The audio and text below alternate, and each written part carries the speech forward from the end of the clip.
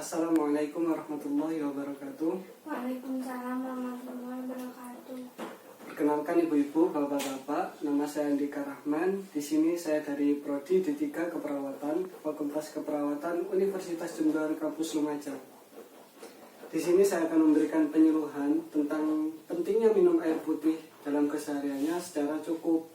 Nah, di sini bapak-bapak dan ibu-ibu, saya akan memberikan tujuan penyuluhannya, yaitu setelah penyuluhan ini bapak-bapak dan ibu-ibu mampu menerapkan pola hidup sehat, pentingnya minum air putih dalam keseharian dengan cukup.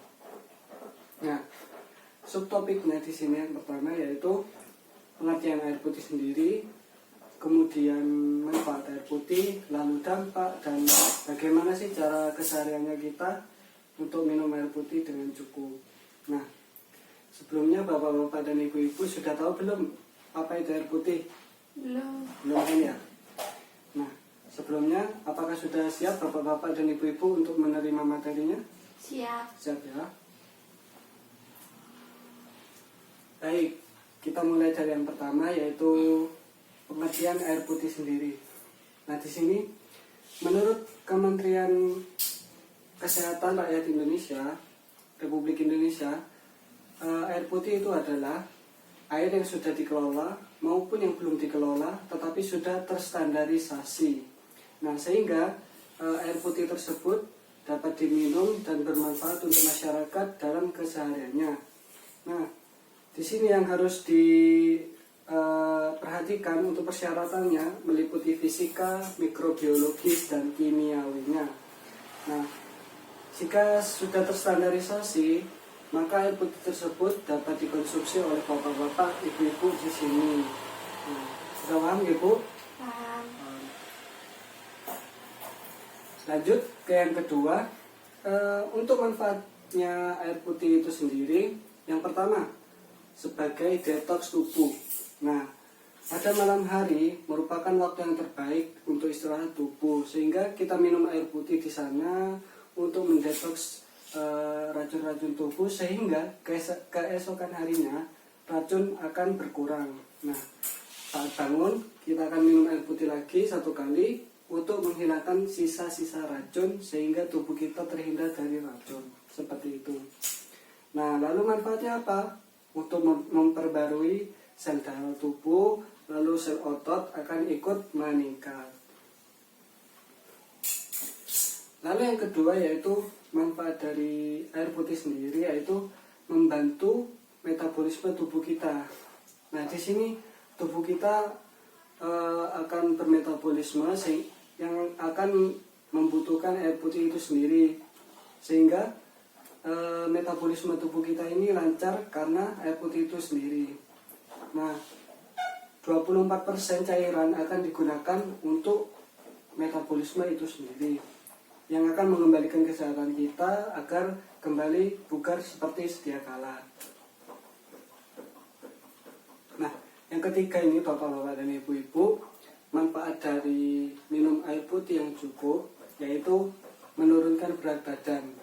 Nah, tetapi yang dimaksud di sini bukan menurunkan berat badan secara langsung. Apa yang dimaksud? Yaitu ketika kita sering minum air putih, kita akan tidak sering mudah lapar. Nah, biasanya bapak-bapak dan ibu-ibu di sini ketika sering makan, kita malah cepat lapar kembali. Karena apa? Kita kekurangan minum air putih. Nah, di sini jika kita minum air putih yang cukup, maka kita tidak akan mudah lapar kembali, sehingga kita tidak akan menambah berat badan secara berlebihan. Nah, seperti itu, Ibu. Yang keempat, yaitu menekan resiko gangguan cerna. Nah, di sini pencernaan kita juga butuh yang namanya cairan.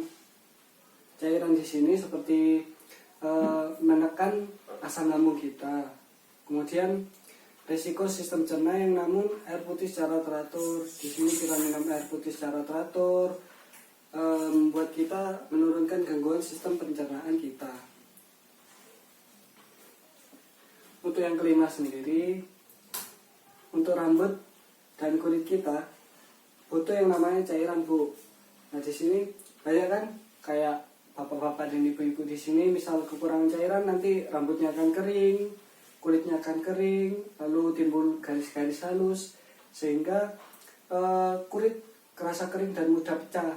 Nah, itu diakibatkan oleh kekurangan cairan bapak-bapak dan ibu-ibu. Nah, maka dari itu pentingnya kita untuk minum air putih secara cukup untuk menghindari risiko penyakit tersebut. Nah, ini yang paling penting. Kenapa sih kita harus minum air putih yang cukup dalam kesehariannya? Yaitu mencegah kandung kemih dan batu ginjal terserang oleh infeksi. Nah, di sini yang mengatur cairan pada dalam tubuh kita ini yang paling besar adalah ginjal. Ginjal sendiri akan mengatur cairan lalu dibuang ke menjadi urin. Nah, di sini jika kita kekurangan air putih secara cukup, maka ginjal kita juga akan merasa bisa memicu batu ginjal sehingga cairan yang di dalam tubuh kita ini tidak optimal. Nah, kemudian juga berdampak kepada urin kita. Jika seseorang kekurangan cairan, maka di sini urin kita akan kuning. Benar nggak, Bu ya? Benar kan? Benar. Nah, benar. Di sini urin kita akan kuning, kemudian berat jenisnya melebihi yang sesuai normal. Nah, kadang akan membuat kita terasa sakit saat berkemih. Nah, pentingnya minum air putih di sini sangat penting agar ginjal kita sehat seperti semula. Nah, di sini ada yang ditanyakan belum kan? Belum kan? Belum. Nah, kita lanjut ke yang terakhir. Bagaimana sih cara kita minum air putih yang cukup? Nah, cara minum air putih yang cukup yaitu dalam kesehariannya yaitu yang pertama ibu-ibu dan bapak-bapak setelah bangun tidur. Sesuai yang saya jelaskan tadi, untuk setelah bangun tidur itu kita minum air putih 1 gelas agar kita apa? Nah, agar kita di sini untuk menghilangkan racun-racun yang tersisa dari tadi malam.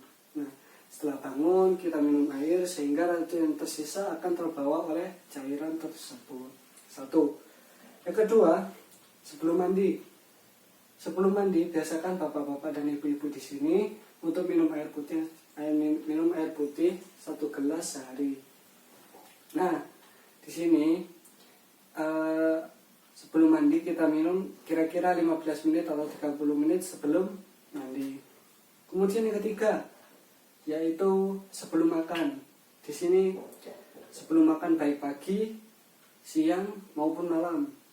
Nah, agar selain fungsinya untuk memenuhi cairan tubuh kita, di sini minum air putih secara cukup saat sebelum makan, yaitu membantu pencernaan kita, kemudian memperlancar tenggorokan agar makanan bisa lewat dengan lancar. Kemudian yang keempat, ketika merasa lelah. Nah, di sini bapak-bapak dan ibu-ibu rata-rata pekerja kan. Jika bekerja kan tahu sendiri sih mesti ada rasa lelah saat di tengah-tengah jam kerja. Nah, di sana bapak-bapak dan ibu-ibu bisa menyematkan minum air baik 1 gelas maupun secukupnya. Lalu sebelum dan sesudah olahraga. Nah, bapak-bapak dan ibu-ibu di sini kan juga olahraga ya. Nah, di sana kita sebelum olahraga minum air putih terlebih dahulu agar terhindar dari dehidrasi. Kemudian sesudah berolahraga yaitu kita mengalami yang namanya kekurangan cairan akibat keluarnya keringat dari tubuh dan lain-lain. Nah, disarankan hal tersebut kita minum air putih secara cukup. Lalu sebelum tidur, seperti yang saya jelaskan tadi, sebelum tidur itu waktu yang baik, sangat baik untuk kita menetralkan racun kita, mendetoks tubuh kita. Karena sebelum tidur itu banyak racun di sini yang akan dibawa oleh cairan waktu tidur. Lalu yang terakhir, ketika bapak dan ibu merasa sakit. Nah, banyak orang-orang rata-rata bilang, Saya sakit gak mau minum air. Kenapa Bu? Karena saya di sini mulut saya pahit. Nah, maka dari itu tubuh kita saat sakit lebih banyak membutuhkan cairan, sehingga cairan tersebut bantu menaikkan ketahanan tubuh kita.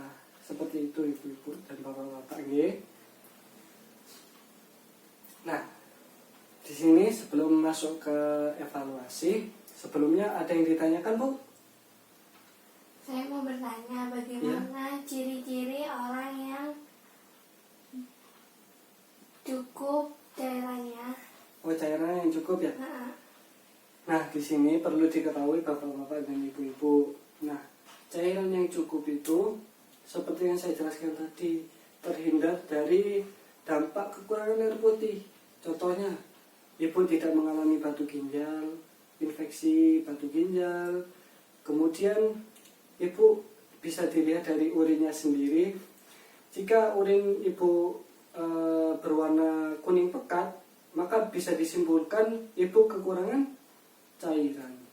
Jika urin yang ibu hasilkan jernih, maka bisa disimpulkan ibu cukup untuk cairannya. Seperti itu. Bisa dipahami ibu? Bisa. Bisa ya. Nah, saya akan menyimpulkan di sini apa sih kesimpulan dari materi penyuluhan pentingnya minum air putih ini. Yang pertama, air putih adalah air yang sudah diproses maupun belum diproses tetapi sudah terstandarisasi sehingga bisa diminum oleh masyarakat di sekitar kita. Lalu yang kedua, manfaat dari minum air putih yaitu menjaga keseimbangan tubuh, membantu metabolisme tubuh, mendetoks tubuh, lalu kita terhindar dari dehidrasi. Lalu dampaknya apa sih kita kekurangan minum air putih? Banyak sekali Bu, yang saya jelaskan tadi hanya sebagian, seperti kita dapat terinfeksi gangguan ginjal, kemudian kita terdampak dehidrasi, metabolisme kita tidak berjalan seperti semula, berat badan kita bisa-bisa naik. Seperti itu ibu-ibu. Lalu yang terakhir, bagaimana sih cara kita untuk minum air putih terjadwal secara sehari-hari? Seperti itu. Yang pertama sebelum tidur. Kedua saat sebelum mandi, bangun tidur, berolahraga atau saat berolahraga. Saat makan, sebelum makan maksud saya ibu-ibu, sebelum makan. Kemudian saat sakit, dan yang terakhir saat ibu merasa lelah. Seperti itu ibu-ibu ya. Nah, di sini ibu-ibu dan bapak-bapak sudah paham nggih? Nggih. Nggih kan? Nah, sebelum saya tutup, saya terima kasih atas perhatiannya bapak-bapak dan ibu-ibu. Mohon maaf apabila ada kesalahan kata, mohon maaf atas kekurangan. Terima kasih. Saya undur diri dulu. Assalamualaikum warahmatullahi wabarakatuh.